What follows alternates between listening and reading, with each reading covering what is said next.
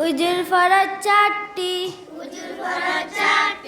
একটি ফরজ ছেড়ে দিলে উজু হইবে না।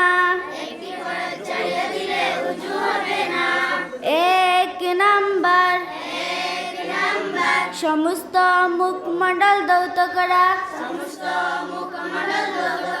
কপালের চুলের গোড়া থেকে কটান নিস্তক, এক কানের লতি থেকে অপর কানের লতি তক,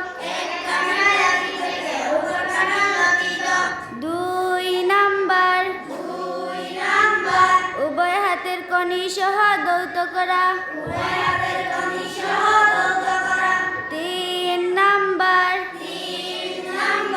মাথার চারিভাগের এক ভাগ মুছে